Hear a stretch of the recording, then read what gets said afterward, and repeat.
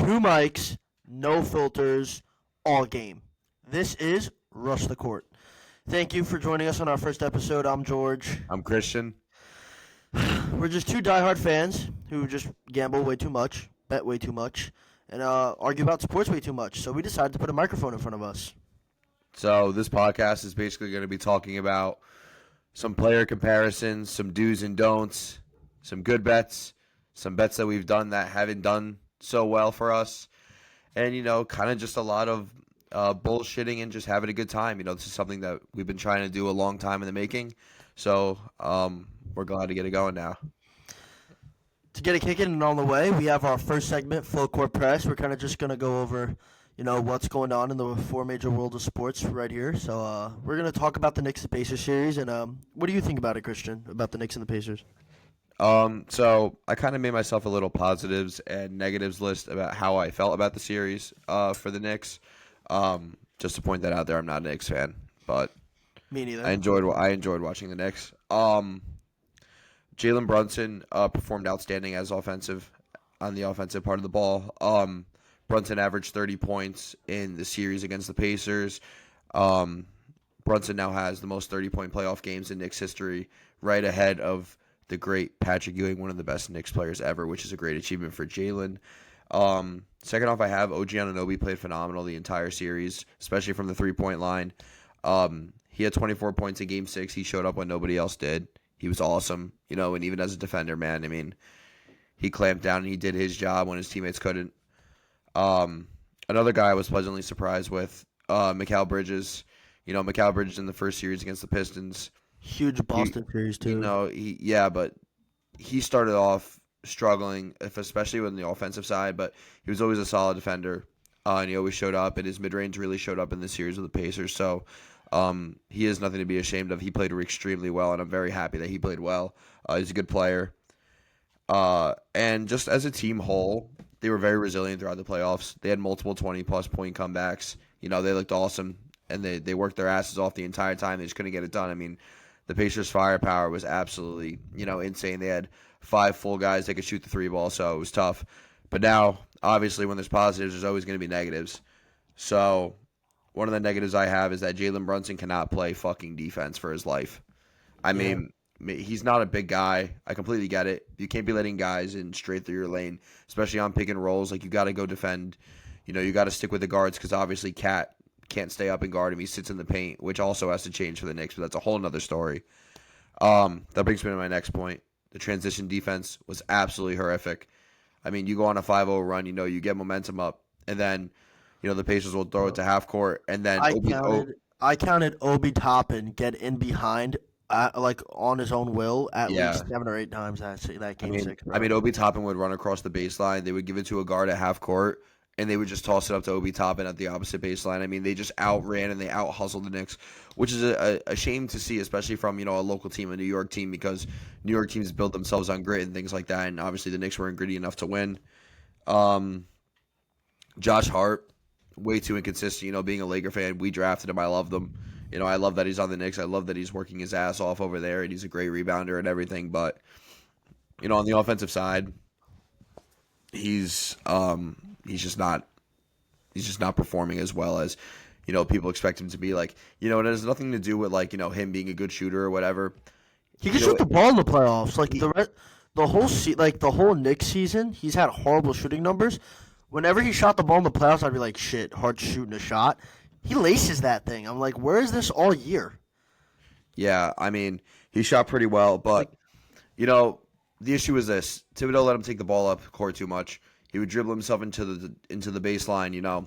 That's they teach people that it's the third. It's the what do you call it? It's the third defender. It's the third defender. You get double teamed. You have that baseline. You're screwed. Yeah. You have no way of getting that ball out. He just puts his head down and dribbles and hopes that somebody's open across half court. And it's the NBA. You can't do that shit. You can't even do that shit in college or high school. But especially at that level and that far into the playoffs, it's just little kid mistakes. And this last negative point that I want to bring up is probably the worst point. So Knicks fans, if you don't want to hear this, please close your ears. Plug your ears, yeah. The Knicks averaged 15.5 turnovers per game this series, which adds up to 93 turnovers, around 93 turnovers. Um, the Pacers scored 106 points in the series off of the Knicks turnovers. I mean, it's a full basketball game's worth of points. Yeah. I mean, but like if you look at it in itself, Jalen Brunson had 6 alone. six alone in game 6 that led to like 18 points or something like that, or even more than that. So, You know what was crazy to me too? What? Like the coaches say games are won and lost at the free throw line. It was the Knicks were down 10 in the third, and they were 10 for 15 at the free throw line. Terrible.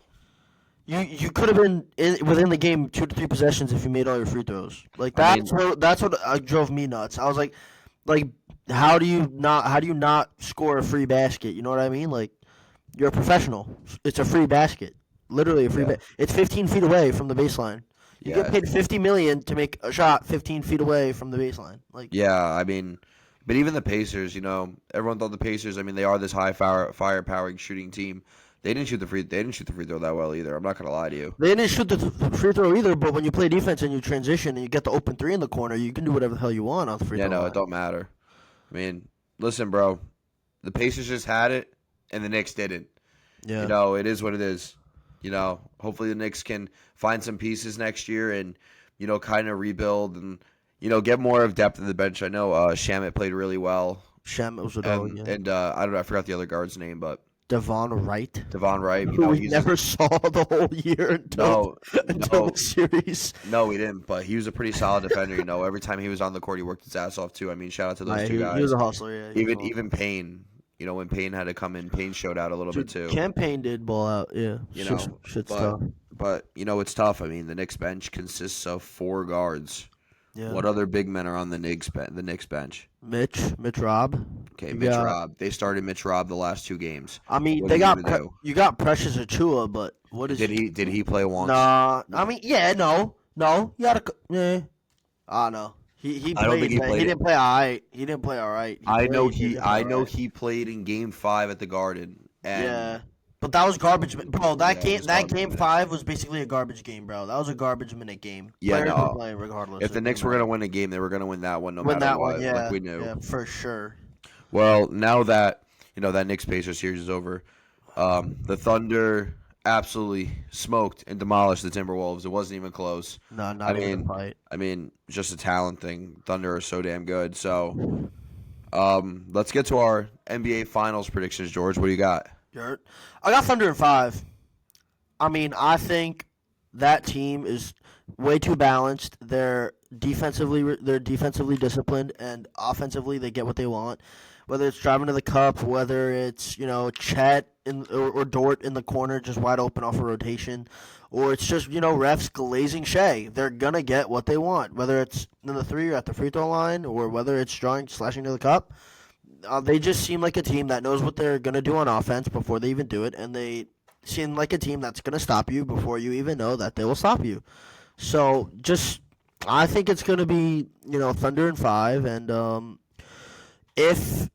if the Pacers win a game, I think it's going to be Game 3 at the Cambridge, whatever it's called, the Cambridge Fieldhouse. Cambridge Fieldhouse, yeah. Yeah, whatever. That's going to be their 1-game win, and then the Thunder are going to lock it down and be like, all right, that's their only – like, if the Thunder's a team, that's going to be like, all right, that's what they do, and then they're going to go back next game and stop it. So, But the thing you have to look at is that the Pacers are better playing on the road than they are at home. Yeah, but think about it. The thing is, basketball to me is the only sport where home court matters, in my opinion. I believe. Yeah, I agree. I believe in the playoffs they let you practice in your building just so you get used to it. Some teams let season ticket holders watch that practice too, just a part of the season ticket bundle. I think that, and you see the Thunder games, they're the only NBA team with their courtside fans and season ticket holder loyalists. They wear the freaking shirt, and there's players there's fans that don't wear the shirt, and it pisses me off. The shirt, that wave of fans is supposed to be intimidating. I agree. When you see the wave coming down, that's intimidating. The Knicks didn't do it. The Warriors fans, it's the San Francisco area, so they got money over there. They're gonna wear a polo and a button down. They're not gonna wear no team shirt. But it's that's a college atmosphere. I agree. And I think I think that atmosphere alone is going to be, kind of the sixth man is going to be that whole entire fan base rallying Yeah. behind their Thunder.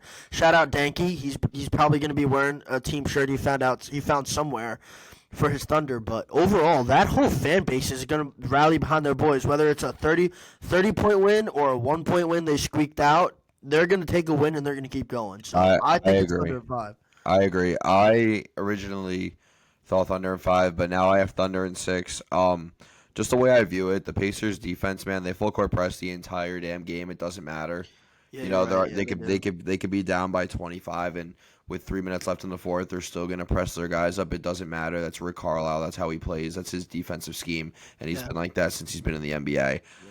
You know, the Pacers aren't gonna go down easy. Like I've been saying this, bro. They have like they have 5 shooters, like Miles Turner, And a shooter. bench and a Thomas, depth bench. yeah, and a bench. I do Thomas think, Bryant, shooter. Neesmith, shooter. yeah, Halliburton, shooter. It doesn't matter, bro. They all shoot. I think their bench is better than OKC's though too. I They have agree. a ton of depth bench. I think if the Pacers win those 2 games that you're predicting, it's because their bench is outworking OKC's depth 100%. This is a hot take for me. I think they split in OKC game 1 and 2. Really, I do. I don't know about that one. I think the Thunder take 1, and I think the Pacers take 2. Really, I do, what I think. but I do think so. I think it's gonna go. 1 is gonna go to the Thunder. Okay, 2 is gonna go to the Pacers. okay, 3 is gonna go to the Pacers, okay. and then The 4 next is gonna go to the 3. Thunder, and then the Thunder is gonna win out. Okay, I think that's just how I see it. But I can't see Indy going down lightly. I just can't. It's just the season that they've had. They're the highest scoring offense in the league. You know, it's like you can't have 5 guys like play out on wingers like that. Like you could have Chet do it, but you know what are you gonna do with Hartenstein? You know, do you know what I think? I think this is going to be a college type game where it's just going to because we've seen these 2 teams play. Like in OKC, it's going to be a college atmosphere. It's going to be heavy around defense, and then they're going to have Shea just control everything in offense. Like we see it when we go to school, when we go to the games. There's always we go to where we go to Iona. We see Adam Jai just control the offense, and then everyone else just plays defense, and Adam's responsibility is to get them involved. I think we're going to see that with OKC, where Shea's kind of the role guy here, and then everyone else is just going to get him involved. Yeah, but you But could say the same about Hallie. You could say the same about Halliburton too, bro. Absolutely. But the thing is, it's a college type atmosphere. Like that's what's great, right? With this scenario, I think anything can happen. Realistically, if you do look at both sides, I think Thunder in 5. But I don't think the Thunder are just going to get it easy, though. I think the Pacers will make it challenging. Like you do say, they do run a college-style full-court press. That's how Rick Carlisle is. But I just think overall it's going to be like a very defensive, very traditional fundamental basketball game that you'll probably see on at a college campus. So Yeah, I don't that's how know. Another thing that's like messing with me is like obviously like the odds of the game. The odds of the series are ridiculous. I'm gonna go into some more betting later, but you know the Thunder are such heavy favorites. Like I don't know, like sometimes big heavy favorites like that don't always prevail. Like it's like David and Yeah. Goliath, but I don't think the Pacers are as much of a David No. as people think they are. So I don't know. We'll see. Game 1 is later this week. I'll definitely be tuning in to kind of see how things go. See if the Pacers can slow down Yeah, I'm watching Gilgeous that. Alexander and the Red Hot Thunder. Now moving on to our next topic, we're going to be talking about the NFL and whatever's been going on so far in the NFL free agency season, and you know, kind of been what's going on with what team. So George, what do you have for us going on over there in the NFL? Aaron Rodgers. I'm going to start off with my Jets. I don't give a shit about what anyone thinks. I'm starting off with my Jets. Yeah, fuck him. Aaron Rodgers, you're gone. He's gone. We have Justin, and I'm happy we have Justin. He's teamless right now. Great. In no way a quarterback like Aaron, who had great success before leaving Green Bay, goes on. I just want to be clear. Like this is all going to lead into something. He has these great seasons in Green Bay. Then he gets all high and mighty and goes on all these media platforms and social media, and he goes, I'm going to take my talents to the Jets because they need it. and they need something. They need something. Those fans they want something. New York is a city that cares about their sports. I'm not gonna lie, I fell for the trap. I got excited. I was parading around. I was like, "We got Aaron. We're going." Yeah, I would be too at the time, bro. This is before he was such a Yeah, I mean, not even before, bro, but like you heard things about Aaron Rodgers, obviously, but now like it's come to a point now where it's so excessive. It's at another level. It's ridiculous. I was parading around. I was like, "We got Aaron. Playoffs are easy. We're gonna get into the wild card spot behind the Bills." I was like so high in my. I was like, "We're gonna make the playoffs. I'm throwing my own parade. We don't even need the Super Bowl. Like we're gonna get lit." Yeah, he tore his Achilles a minute and 40 into the first game of the damn year against the Terrible. Bills. Absolutely terrible. Xavier Gibson, that play will forever live in my head, rent free. That was an Terrible. amazing back. That was an amazing run out the back off the punt. But then you fast forward, he's back and he's like healthy after he like hibernated in some cave, did some perks, shot himself with whatever drugs, and he comes back and he only wins 4 games. He wins Yeah. 4 games. You're claiming you're an all-star Messiah quarterback, and you win us 4 games. Then he wants to parade around, and he wants to go and GM everything. Bring in Devontae Adams, who did nothing. He wants to bring in all these O-line guys he had in Green Bay that protected him, who have done yet nothing. Still, the Jets still have one of the worst offensive lines in football. Terrible. Thank God he's gone. He's teamless. I don't know what team in the NFL would want to deal with Aaron Rodgers and his crap. You normally see this stuff from the wide receivers in the game, never from a quarterback. This is the first time I've seen a quarterback go full diva. I was gonna say, you know who he reminds me of? Who? Stephon Diggs. But but he can back up what he's saying on the field. What I'm saying is, you don't go out, you don't talk all this talk. You can't walk the walk and not show out. You know what I mean? You just look like an idiot, and that's what he looked like his 2-year seasons with the Jets. He just looked like an idiot. Like, I'm sorry, playing out. He can go hibernate in his cave, shoot himself with whatever drugs. Maybe it was the drugs. I don't know. He just looked like an idiot. Like, I was pissed off. I wasted every Sunday. Hell, we had the most primetime slots. Obviously, I wasted Mondays and Thursdays. I was not happy. Definitely. I'm glad he's gone. Definitely tough to be the Jets. I mean, signing him at that time, but I mean, think about it, bro. Like after like the career he had in Green Bay, like I was hyped. hell, if I were a Jets fan, I'd be ecstatic. I was hyped. I was like really excited. I was like, shit's turning. I went to my dad right away. I was like, yo, shit's turning around now. I mean, like at the time, I was jealous as shit. Like I had Daniel Jones and you had fucking Aaron Rodgers, and I'm like, well, shit. Like where the fuck's my quarterback? But obviously, we're in a better QB spot now than you guys are at this point. I don't know about that. Stop. I don't know about that. I have stats that can back shit up. I think if Jameis Winston was on the Jets, him and Fields would have a legit quarterback battle. They would. Dude, I think honestly, who do you feel? You have Jackson Dart, who I think is I think he's a young leader.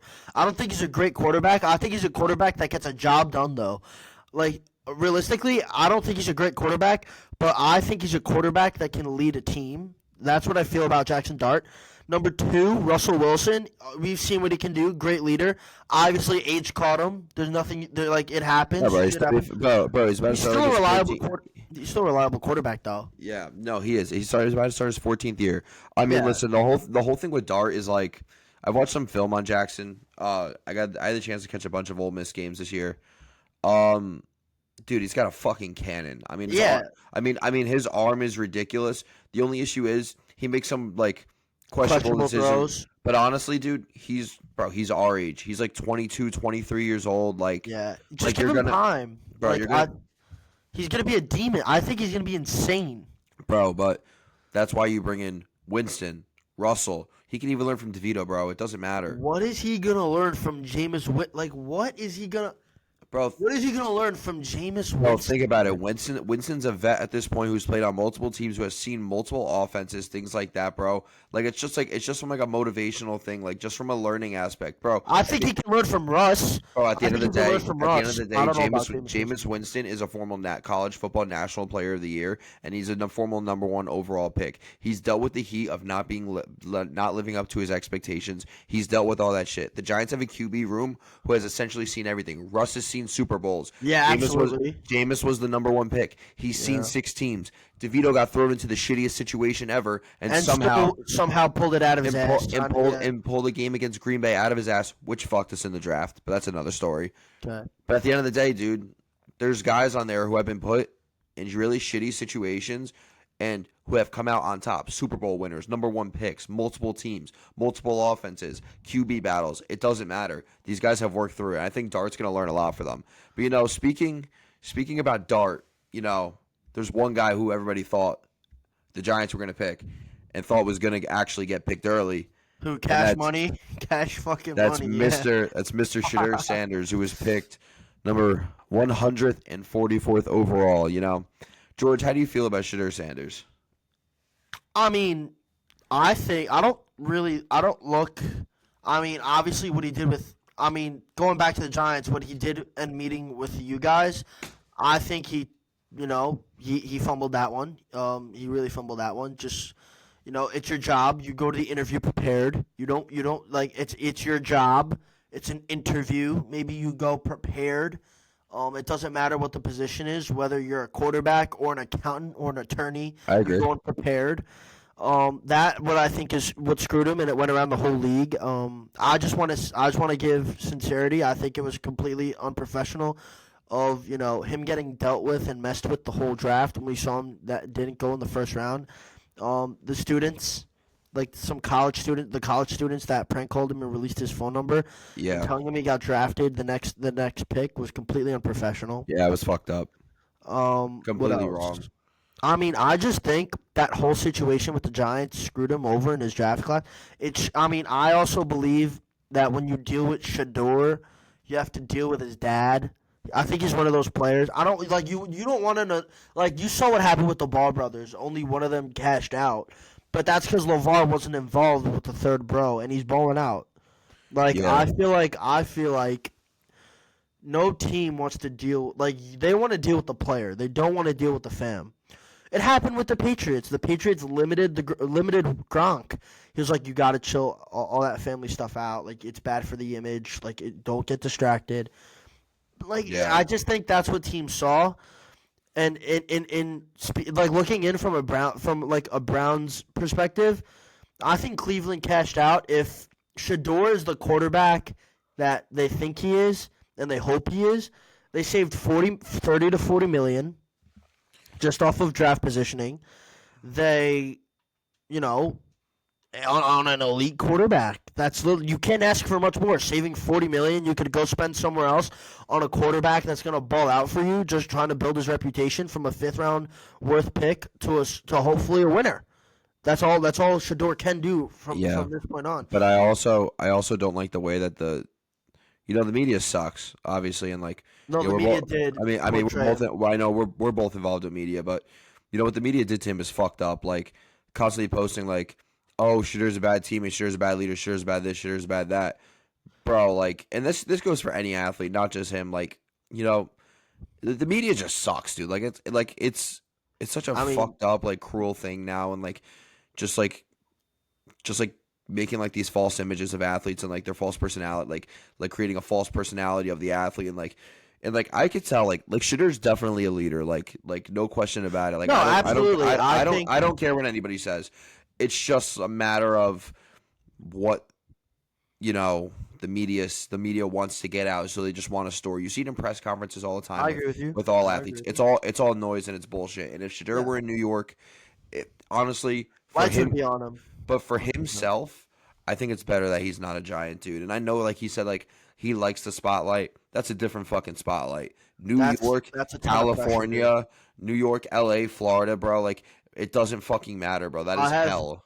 I have four major states and cities that are horrible for rookies to start out in. Number one, the Big Apple, New York. It's Yeah, always hard here. 100%. Being New York fans, we are demanding every freaking year. I think LA's number two. Then you have, Yeah. I think Dallas number three. Oh, I didn't even think about Dallas. Dallas Dallas is up number there. three, and then number four. I think the Miami area. That is the Miami Tampa Bay area. That's a hard for a rookie. They're always demanding. There's a ton of distraction, a ton of pressure everywhere. Oh my God, it's so I easy. think It's so easy to fuck up down there. I think Shador going to a city like Cleveland where there's absolutely no room for error and the only highlight is just them and their sports. Good.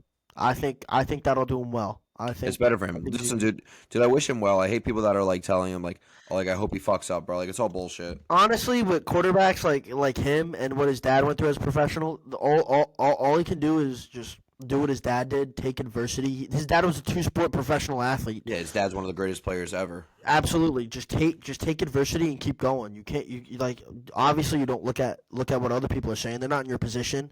You know, they're not snapping a football and 8 seconds later they're knocked out on the ground. Other Oh people yeah. aren't doing that.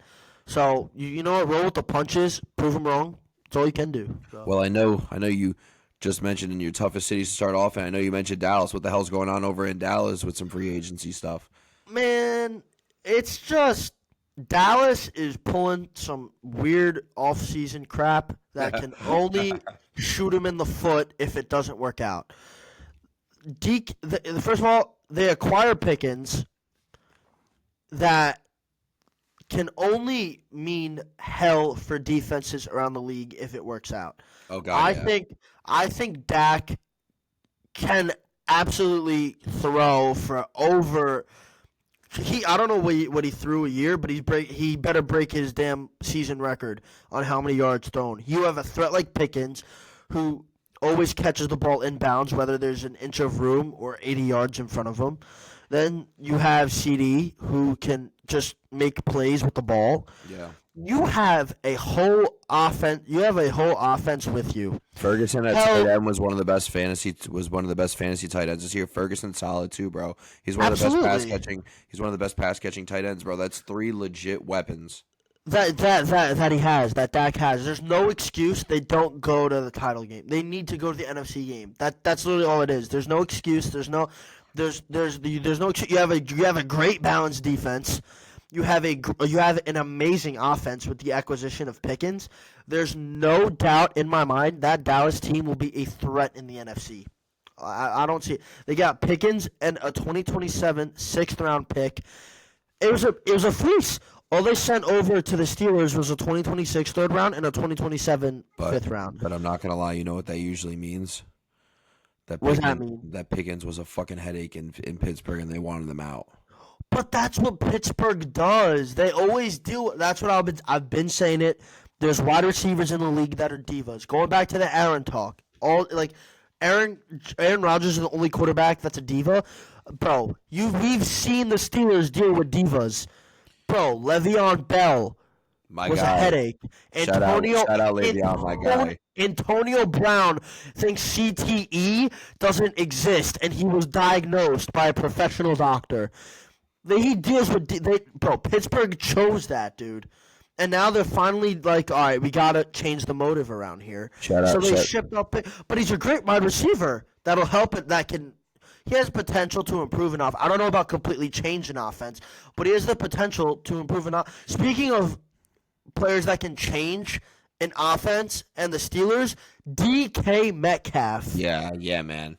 Going to this, that's a changing offensive play right there. Yeah. That's a player that can, honestly, that's worth a quarterback. That's worth a leadership of a quarterback. He's just getting the ball every time.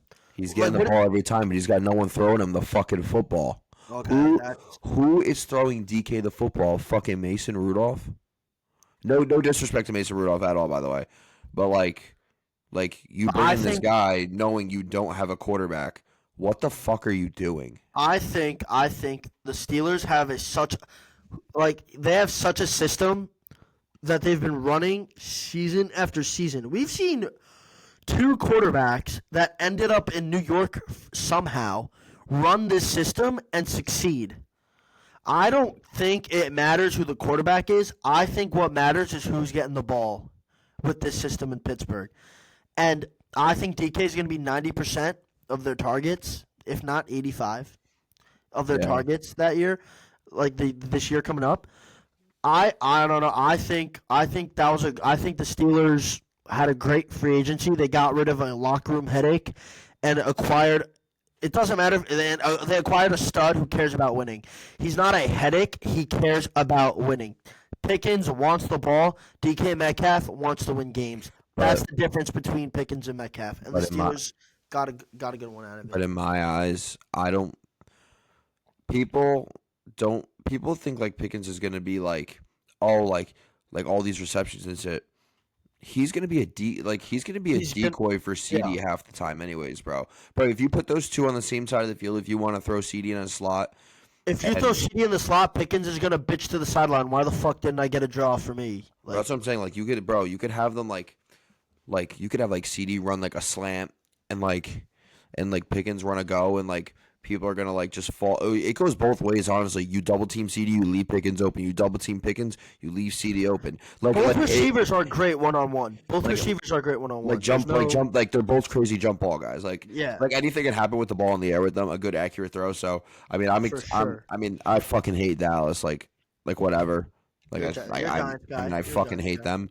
But they got a really solid player, and I'm kind of not like excited, but like looking forward to like seeing like if they can do anything positive. The last thing of NFL news that we have is longtime Raider and Saints quarterback Derek Carr has retired after constant years of injury and dealing with that. Shout out Derek Carr, man, one of the most underappreciated quarterbacks in this league. 'Cause Like he y'all can disagree with me. He is the best fantasy. He's the most clutch fantasy football quarterback of all time. best backup Prove me quarterback wrong. in fantasy ever. But he ended his career with over 220 touchdowns, over 38,000 passing yards. I mean, in Oakland, well, yeah, I guess Oakland at the time, he was really solid for the Raiders. Even to Vegas, he was there for the first couple of years. I mean, the fans loved him there, but obviously he was criticized a lot. But shout out Derek Carr, man. You know, he was a good player, and happy retirement to him, man. No, doesn't have to deal with those nagging injuries anymore from getting hit from that fucking terrible offensive line all those years. Poor bastard. Both teams had horrible offensive line. Terrible, man. Terrible. Next, we're gonna move on to some puck. We're gonna move on to some hockey. Word. So I can't wait. Stanley Cup Finals coming up. Yeah. We got a rematch of last year. Yeah. We got Edmonton versus the Florida Panthers. Yeah.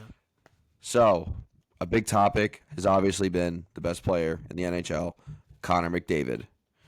Does McDavid need this Stanley Cup to get the all-time status? Like, put into, like, that, not GOAT conversation, because I consider Gretzky, like, a whole nother fucking level, but, like, a top 5 conversation. Okay. Or like a top 3 conversation, or is his resume already undeniable? I mean, I feel like you have to lift Lord Stanley's cup in order to be undeniable. Yeah. Yeah. Obviously, winning the Stanley Cup is obviously it's the first thing teams look at on a resume. But I think this cup could. Now I don't want to like jinx his career. This cup could lead him into that GOAT conversation. I think if he wins this cup and like two or three more cups, he could be put in that GOAT conversation. What I want to say is Wayne Gretzky. He played in an era where revolutionizing the game was a huge part of his success. He did revolutionize the game. He was an undersized center who knew how to play behind the net, and that's where he got most of his points. And you know what? That's what most of the teams are doing right now. They're utilizing the back of the net. Teams still don't know how to defend it. It's still an unpredictable, system to play. Defenses scramble whenever the puck's behind the net. So props to Gretzky for changing the game. But Connor McDavid right now is the best player at playing Gretzky's game. And I think if he wins 3 to 4 cups, starting with this one, if he pulls this one out, he could be put in that GOAT conversation. Gretzky has like what? How many cups? Like He's got 3 or 4 with the Oilers. 3 or 4 with the Oilers, a few with the Kings, none with the Rangers. No, he didn't. He Unfortunately. didn't win with the Rags. He didn't win with the Blues either. I think he's got Okay. 5 or 6. All right. He's got around there. I think playing in a harder generation of hockey and winning 4 cups. Hell, he could even win 5 in his next 10 more seasons. He's like his 10th. Connor McDavid's in his 10th year. I think if McDavid wins 4 cups and keeps the production that he's been playing, he'd be put in the GOAT conversation for sure. I, you know, obviously Gretzky's point record is in that plethora. Well, not even a plethora. I mean, there's like 4 of them It's that I consider the all-time, yeah, like unbreakable records. I yeah, don't think McDavid can beat that record. I mean, McDavid, I think he's a little. I think he's at like 1,200 points, something around there, and he's 10 years in. yeah. Gretzky was at 1,800, 1800 around 10 there. years in. I mean, Yeah, it's that. I mean that points record is so solidified as one of the greatest records ever. It is ridiculous. I mean, Gretzky's best year, I think he had 215 points. At this insane, point, and I think insane. McDavid's best was 135 2 years ago. You know, 152, and it was his okay, 5th or 6th year in. Yeah, okay, 152, and he was still short 58 goals or whatever it was. You know what I yeah. mean? I maybe he could be put into that all-time status, but he's got to me. He needs a Gretzky record to break, or it's not And he's not not really. and he's not and he's not breaking goals. He's not gonna break It's not even goals. it's not even Gretzky's record anymore. But Yeah, he's not. I don't think he's not that player that would willingly score no, like Ovi was. he's not a crazy, you know, go in and then rip a slapper. Like that's just not him. No, He plays the puck dangling game where he's constantly deking up the ice. Going trying to full get speed like people as fast as involved. he can. I mean, I don't think that he won't. You can't compare him to Gretzky. No, no. I mean, you can't, but he could definitely. I think if he has a couple great seasons, he can be put in a conversation though. Listen, if he can win more cups, this isn't going to happen. If he can win more cups than Wayne Gretzky and get to I think 2,200 points, then maybe. I will consider it. Wayne Gretzky is solidified. I think in like out of all the major sports, he's the only athlete in their respective sport who is solidified as the GOAT. Yeah, for Like sure. like For sure. soccer, Pele, Maradona, Ronaldo, Messi. You don't know who the GOAT is. NFL, Tom Brady. It's up Yeah, in the okay. air. Or Well, Tom, or no. yeah, Yeah, yeah. Tom, okay, Tom Brady's the GOAT. Fine. Tom. NBA, I can name 5 players who could potentially be the Be GOAT. the goat. Yeah, Like it doesn't even matter. Like baseball, okay, baseball, yeah, maybe Barry Bonds. But besides that, like Gretzky sets himself miles away from any other hockey player. But I wish McDavid the best, man. I mean, he's fun to watch. He's a good guy. You never hear anything bad about him off the ice. So I'm really looking to Florida and Edmonton. I think Edmonton's coming for revenge, man. I'm excited. absolutely for I'm sure. excited for McDavid and Draisaitl to come rain hell on those Florida boys. So that kind of brings us to this next point. And I had to think about this a little bit. Are the Florida Panthers the most hated team in the NHL? I hate him. Absolutely. I mean, But a as an team. overall, you think they're the most hated in the NHL, like in Fuck, general, in the general fuck yeah. public. Fuck yeah. I'm gonna say 2 things. I'm gonna say the Ranger fan inside of me is gonna speak first, and then the overall sports fan inside of me is gonna Okay. speak first. Fuck Florida. They ruined our year. I think if the Rangers beat Florida that playoff series, we were hoisting Lord Stanley. I agree. But fuck them. But it's fine. I think if it was a heartbreak over a year. They were just annoying. Sergei Bobrovsky just stopped everything in front of him. Animal. Honestly, dude, props to Sergei Yo, Bobrovsky. he was a dog. He was an absolute He's one of beast. the players on the Unless Panthers. Barclay Goodrow was shooting the puck, he couldn't see it. Yeah, but He couldn't see it. shout out Sergey, bro. Sergey, I'm not gonna lie, I respect the hell out of Sergey Bobrovsky, dude. Stud. I remember the Rangers having a power play, and you know how the Rangers power play is. They always catch a defense on It's his same, field, yes. and they get an open shot out of nowhere. Sergey would flash leather. I go, we can't fucking score on Dude, this guy. I vividly remember on a power play. What was it? I remember it was. Oh one wait, play. I remember now. It was when Shesterkin had a saucer pass up the ice, and Panarin. I swear to God, Panarin had a one-on-one with Sergey. Dude, deked him, went to the opposite side, went from his backhand to his forehand, shot up. Sergey, I swear to God, used his elbow and like elbowed it out, dude. It like that series, like shout out I to remember Sergey. that. Shout, bro, mad respect to Sergey, Panarin bro. had the whole net in front of him. Panarin had an open net in front of him. We've seen him score that weak side to strong side every fucking time, and Dude, Sergey just pulled it out dude, of his I, hand. I mean, like, I remember he, one power play. It was Chris Kreider and Mika Zibanejad perform this like perfection, and teams can't stop it. It goes Adam Fox to whoever the weeks. No, it goes from Adam Fox swings it to Panarin. Panarin cuts in deep. Then Adam Fox receives it back. He swings around, gives it to Kreider. Kreider does this back heel flick with his stick off the blade, and it deflects perfectly like on a tee for Mika Zibanejad to clap this fucker home. I remember this. And he scores. We've seen Mika Zibanejad hit this one tee on the power play every single power play this year. He either rings the crossbar, misses it wide, or it's a hot wiser right into the net. Sergey saved it with the glove like it was a 50-mile-an-hour slow softball pitch.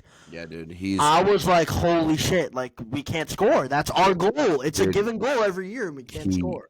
he's I respect the hell out of him, man. He's a good player. I mean, like even Kachuk, bro. Like, I mean, when Kachuk was playing for Team USA, obviously, I fucking loved him. I was his dog. I was his guy when he was with the Like, USA. now he's on the like he's a scumbag. But I'm rooting for the Oils. So let's get your Stanley Cup prediction. I kind of want to hear this. Shit. I think last year it went in 7. Florida had a pretty chokehold league. Connor McDavid didn't let it happen. He was saying, "Hey, we fought back. They won the next 3 They games, went 3 in a row. 3-3 series, and you know what? That game 7's it doesn't matter where it is. It's always up in the air. Game 7 could be won by anyone. Hockey home ice don't mean shit. It doesn't mean anything. So I believe McDavid wants it. Hell, Leon Draisaitl, his Robin wants it. Dog. I think. Marchand really wants a cup. He got traded, put in a great situation for a ring. He's desperate for a cup. He knew that Boston team wasn't going to do it. No. He's in a cup situation. Chuck is in a cup situation. He wants to be better than Brady. I think Oilers got it. I have Edmonton in 6. I have Edmonton winning. Obviously, I think if they lose this, I actually think it hurts McDavid's legacy. Absolutely. That's why I think McDavid wants it. Gretzky lost the first one against the Isles, came back and won the next one. He's got to have this one. I don't think there's anything denying him from it. Oilers in 6. McDavid, Conn Smythe.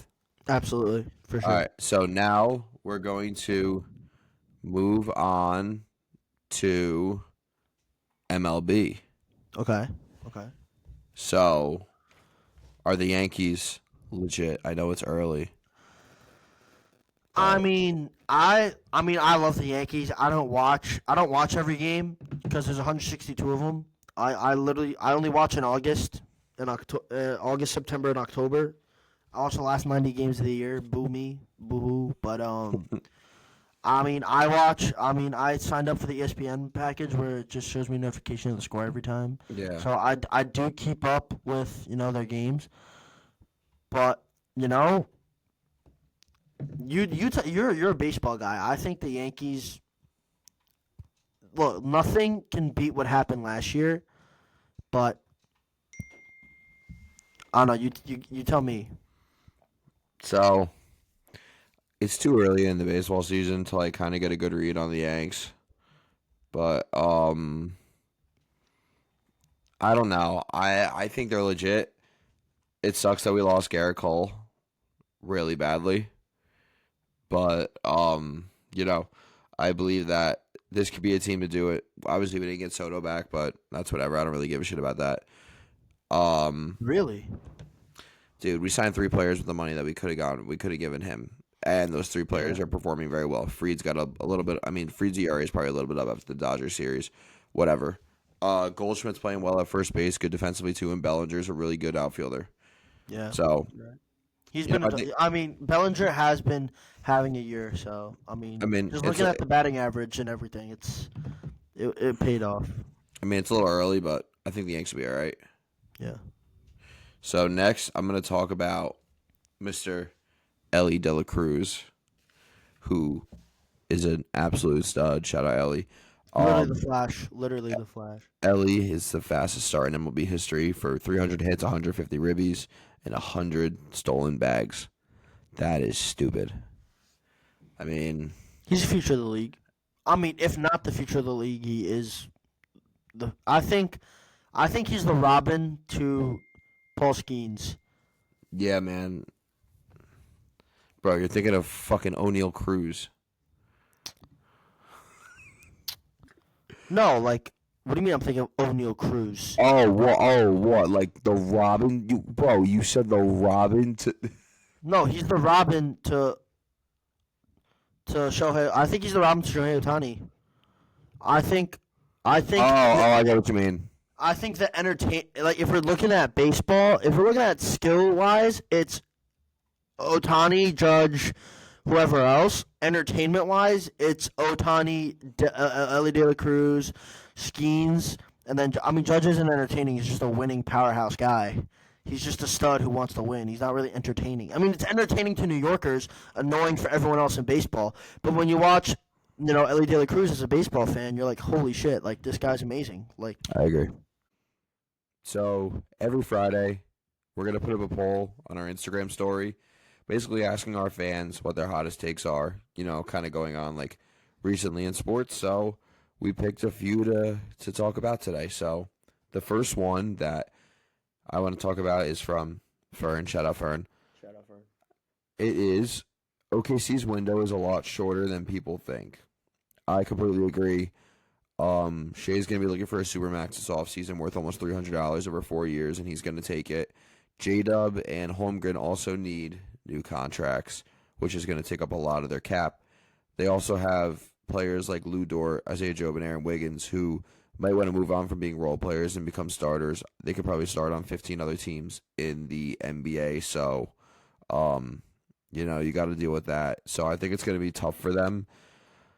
I see their window being 2 to 3 years, nothing more, nothing longer than that. I think that's about right. True. So I see them in a 2 to 3 year competitive window. I don't see them as if they want to win the finals, they got to do it this year because I don't know what's going to happen this year I agree. or next year or the years to come. I think they're in a 2 to 3 year competitive window in finals. Like in regards with the finals, I think this is their year. I don't know about next year, but they're definitely competitive for the next year. I agree. So next, I have the Niners are winning the Super Bowl submitted by Vito. I disagree, but I made a list of pros and cons. The pros is that their schedule is really easy. CMC's an animal. Ayuk is now wide receiver 1 after a new contract. Kittle's a beast. Your defense is good too, and pretty solid. But the cons, losing Debo sucks. I mean, when CMC was hurt, him and Garendo were running the ball a lot, so you kind of lose that elusive back there.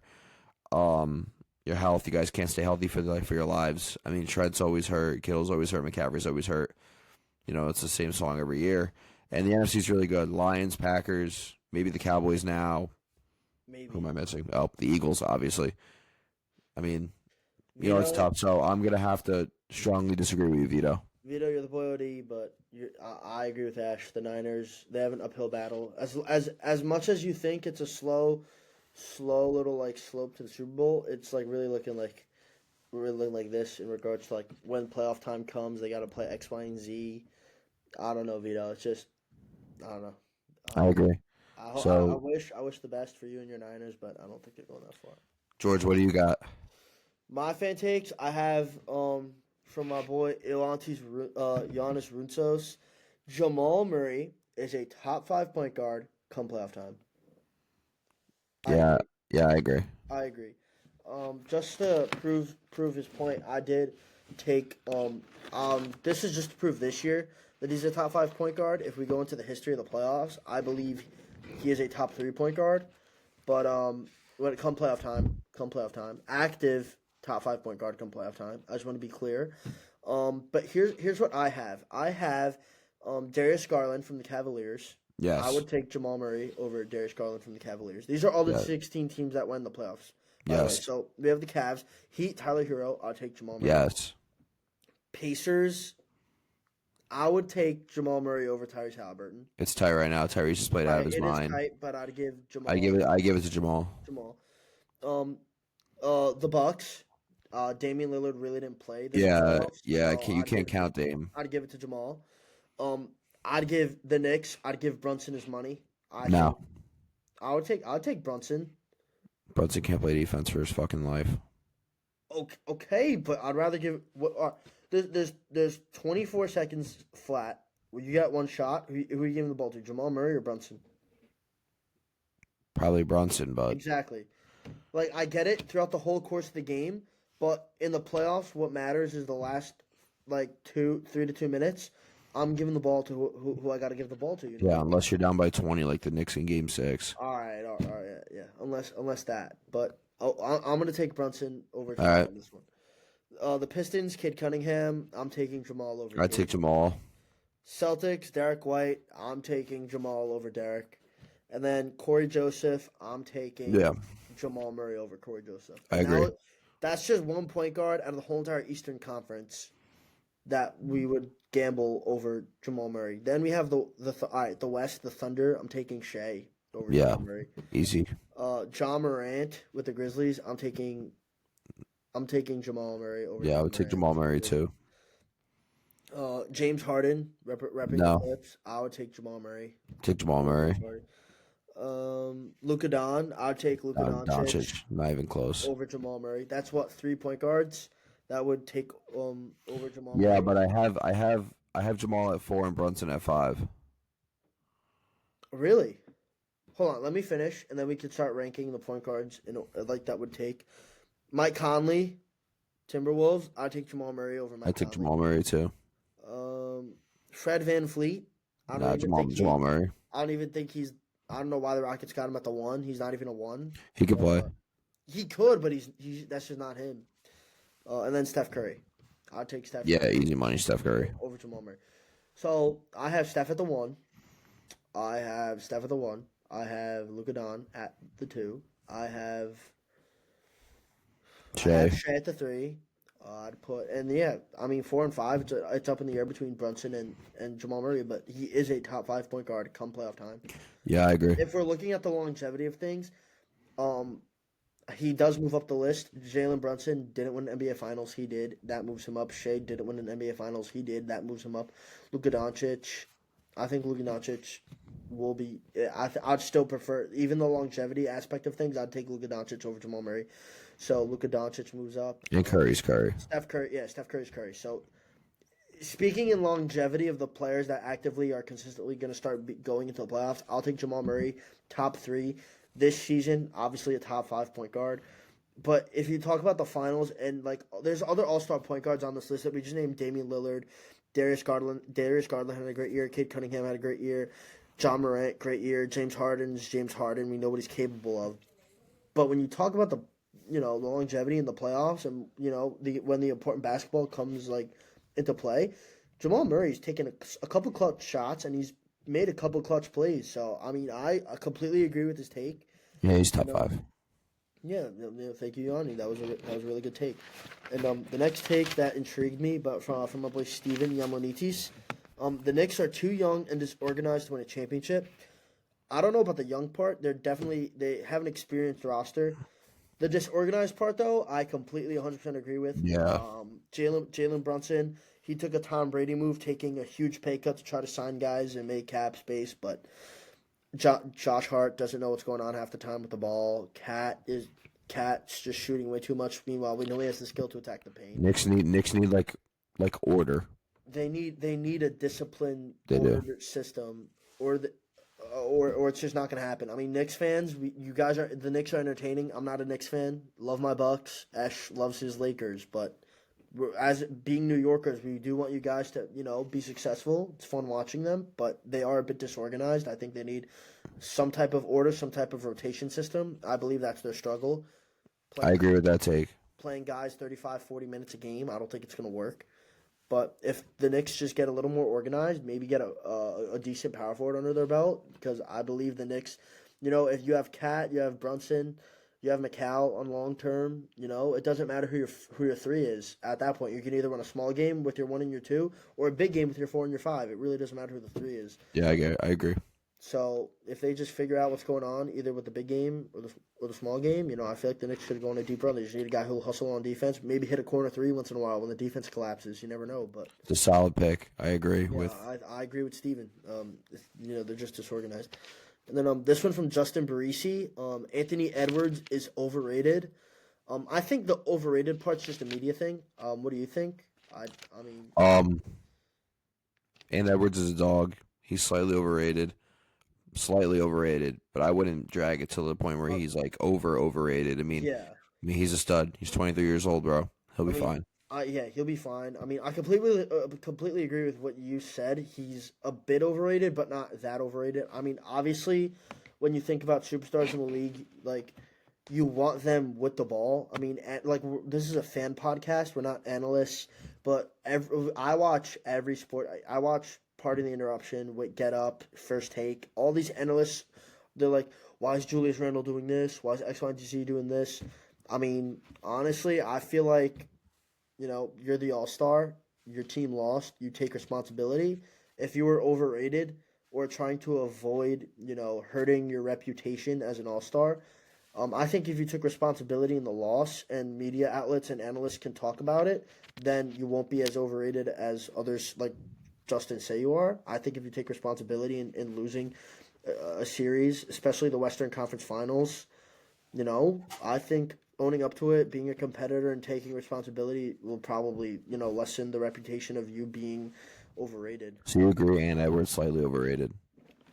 He could ball out. I'm not Yeah, going to take anything no, away for from him. sure, for sure. He's fun to watch. He's entertaining. He'll dunk on you. He's not like Ja, who's going to half dunk on you.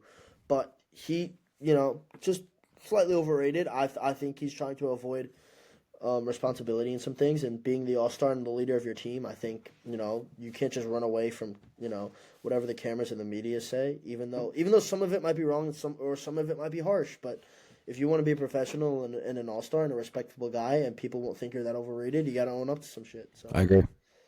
yeah, that's All all right. I have for fan takes. So that's it for our fan takes. Now we're gonna incorporate something like this towards the end of our shows, where we kind of do a draft, like a snake draft of like a certain topic. So Okay. the topic that was picked today was off the court all stars. So, Word. kind of just like big personalities in sports, like some guys like you could see yourself hanging out with potentially, and like, just some like lunatics. So Okay. I gave myself the first pick this week because All fuck right. you. Okay. Word. But, Word. Yeah. but the first pick in this week's off the court all stars draft Ever first pick. ever. I select Dennis fucking Rodman. Okay, that just ruined the historic first pick ever. Why Dennis? Dennis had himself a trip in the middle of the NBA Finals. He flew to Las Vegas, bought a wedding dress, wore it around, He did. showed up on Monday Night Raw or whatever it was, With and all- now he's boys with Kim Jong-un. Dude lives a million lives, Okay. and he was fierce as hell, bro. He That still dude won was, the- still won the dude's NBA? scary as hell, bro. He's got like 30 piercings, like, but that man does not give a fuck. I'm sorry. Still won the NBA Finals. Hungover. Yeah, no, he's a dog. He's a fucking dog. All right. My number one pick. I'm going to go with Brett Favre. He's an Solid. He's an absolute stud. There's a couple things he did that I can't say, but he seems like a fun time. If you watch the Netflix doc, he's a fun time. Even the media analysts around him, they're like, yeah, Brett Favre goes out till 4 or 5 in the morning on a Saturday, even though he's got a Sunday day game at the 1 p.m. slot. Like, he's a dog and he's still gunslinging and he's leading offenses. So like he's still Brett Favre is a dog. So if he can have solid. a beer, flirt with the Jets media reporter and get away with it, if he can launder money and get away with it, he just seems like a fun time. I agree. Brett Favre's a good pick. Thank you. Now, for my second pick, I pick Iron Mike Tyson. Okay. Um, I can't really talk about some of the shit that this guy's done because I think we'd get canceled. But I will talk about the stuff that won't get us canceled. Okay. Um, he bet Evander Holyfield's ear off completely. Well, not completely, like a big chunk of it No, yeah, that was in the middle of a fight. It's awesome. Um, he took psychedelics yeah, on live TV in front of fans. yeah. Pretty ballsy. Okay. Even recently, he beat the shit out of a man On a yeah, I on remember a that on a on a plane. plane. And, obviously Mike was in prison for things I will not speak about. But, you know, Mike Tyson was a dog. Out of the ring, especially. Word. He was. He was. I'll And give in the that one to ring. you. And in the ring. I'll give that to you. I'll give that one to you. My second pick, I'm gonna go with Alexander Ovechkin. Just broke the goal scoring record, Solid. so you know he's lit already. He was gambling with a young crowd, probably college students. He was just getting lit. He was drinking at the bar. He actually ordered the first shot. He ordered the first round of shots. So he's the boy OD. And when he won the cup, he drank out of it everywhere. He drank out of it at a Nationals game. He even went to a Washington Wizards game, and they're god awful just to drink out of the Stanley Cup courtside. He just wants to go everywhere, party everywhere. Like he seems like a fun time when he's succeeding. Shout out Ovi. Shout out Ovi. All right, my third pick is John Morant. John Morant's had a rough 2 years for his Instagram lives and him in his gangster phase, pulling weapons out in public Yeah, and on Instagram. on Instagram. Apparently he fought a high schooler. I have no idea. He's a fucking mess. Yeah, he's done. He is a fucking mess. So yeah, off the court, he's been doing some crazy shit lately. Does some crazy shit. All right, I agree with you there. I agree with you here. My third pick, hear me out. Luka Don. I think Luka Doncic is a fun time behind closed doors. I think he won a big game. He wanted to enjoy a beer. Fuck it, he wanted to enjoy a beer. Management didn't let him. He's just a chill guy who'd casually drop 40 and grab a beer, pure Larry Bird type shit. Then the dude perfect. He made his trick shots effortlessly. So he just seems like a dude that's just skilled at some random shit. And you need a guy in the friend group that can do that. So He's also Luka Doncic. he is also Luka Doncic, who'll score on you. He's the slowest guy ever, and will score on you. So Don't disrespect Luka. I'm not disrespecting him. I'm just saying, Good. that's why he's on the roster. So yeah, he's my number 3. My number 4 pick. Yeah. Give me Ron Artest, a.k.a. Oh, Meta World Peace, So a.k.a. whatever the fuck he identifies as now. okay, real. So, obviously, everybody knows he beat the shit out of a fan at the Malice at the Palace. He had every right to. He elbowed Harden in the head. That was awesome. Yeah. I don't know about awesome, but he did elbow James And he Harden. also, at the end of his final speech for the Lakers, he thanked his psychiatrist. Okay. I can only imagine the things she's fucking heard from that guy. Okay. Seriously, the stories that guy has probably told her, Insane. is so confidential. He'd probably go to prison. No, yeah. That's like an Xbox Live party. Like you can't. No, I think it's worse. It might actually be. Okay. I love Ron Artest. Word. All right. My number 4. I'm gonna go with Antonio Brown. You've seen it firsthand. He loves interrupting college kids on spring break at Rock He's Bar. fucking shot. Shout out Rock Bar. He crashed out after not getting the football against the Jets. Honestly, any football team that plays the Jets, take it as a bye week. Like I don't know why you're crashing out against a Jets. Like your opponent's the Jets and you're crashing out. Like he's a crash out. Each group needs that. He was diagnosed with CTE by a professional doctor. Attaboy. And he went out on social media saying that shit's fake, even though a professional kind of diagnosed him with it. So he's kind of a ticking time bomb. God knows what he'll do. But, you need a guy like that. So, my pick's Antonio Brown. He likes to get lit, likes to be with the youth, likes to buy the drinks. He rolls around with security at a college spring break kind of scene, which good for him. Yeah, I met him. He's an interesting guy. Yeah, good for him.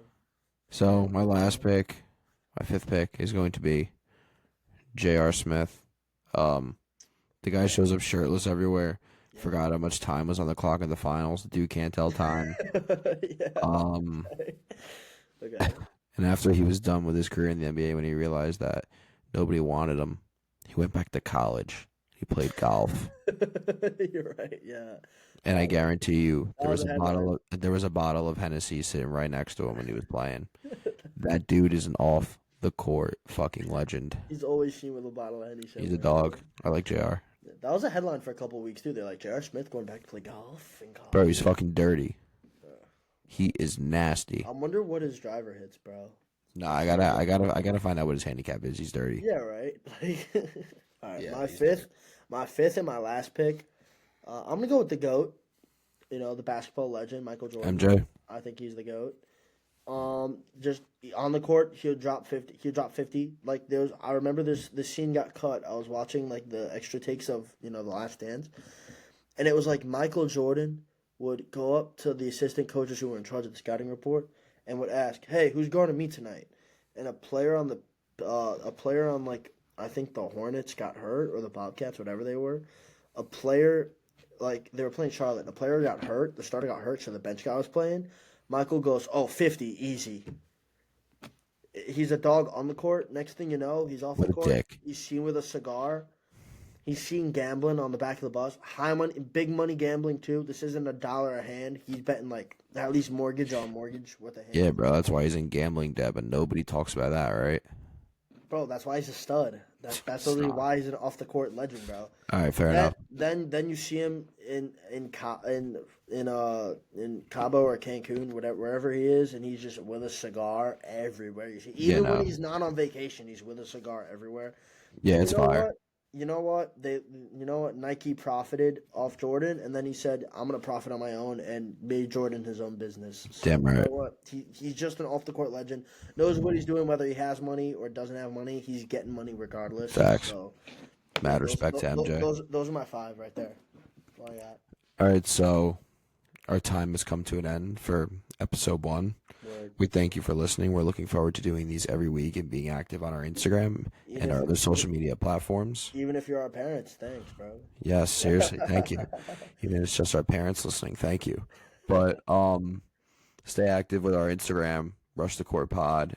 This is going to be posted on YouTube and as well as Spotify. So looking forward. Yeah, probably Instagram as well. Every Friday, y'all get a shout out. If your take's good enough, y'all get a shout out. If your takes are good enough, give us some good takes on Fridays. We're looking forward to hearing some feedback from you. This is our first episode, so we're kind of just getting into it. So if you guys have any feedback, don't be afraid to DM us or send us a message. All right, so signing off. Stay into us, guys. Keep watching, and have a good day. Let's go Rangers.